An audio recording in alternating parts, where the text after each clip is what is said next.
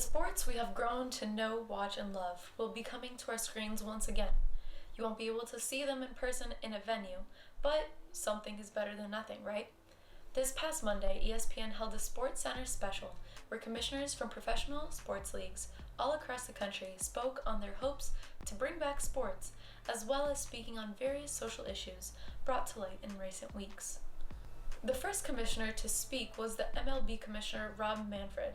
When asked about the 2020 MLB season, he said he wasn't confident that there would be a season, as owners hope for a season as well as a World Series wrapped up by the end of October.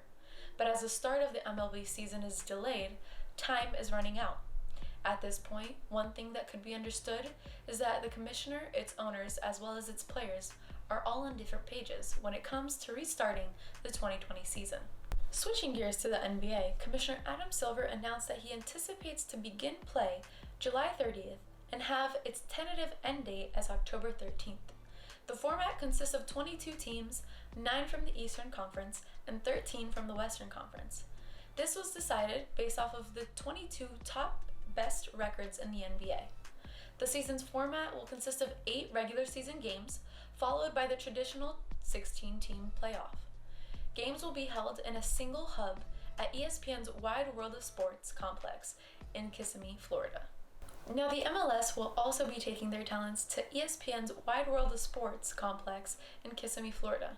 On July 24th, teams will begin arriving in Florida, which will be followed by the beginning of the group stages on July 8th. After the group stage comes round of 16, which should be played through the week of the 25th. July 30th through August 1st will be the quarterfinals, followed by semifinals on August 5th and 6th, all coming to an end on August 11th when the final will be held. One thing that has been brought up to everybody's attention is Florida's weather, and the MLS has spoken on how they have planned their games to be played in the morning and at night to escape the Florida heat. The WNBA has already begun its preliminary steps in order to make the July 24th start possible. They will be playing 22 regular season games followed by the playoffs, which should end tentatively in October.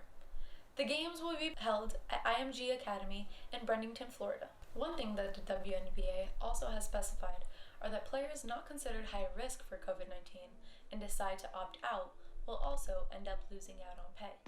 As for the NHL, a lot of their plans are still tentative. They have a scheduled start for early August with a tentative October end of season.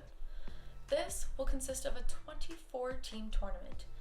The top 4 seeds in each conference will play in a round robin for seeding, followed by the remaining 16 teams playing a best-of-5 play-in series and the traditional Stanley Cup playoff following with its standard best-of-7 series. The NHL is looking at a 2-location hub that will be announced in the near future. However, they are looking at 10 cities that can be considered for this position. And lastly, onto the NFL season.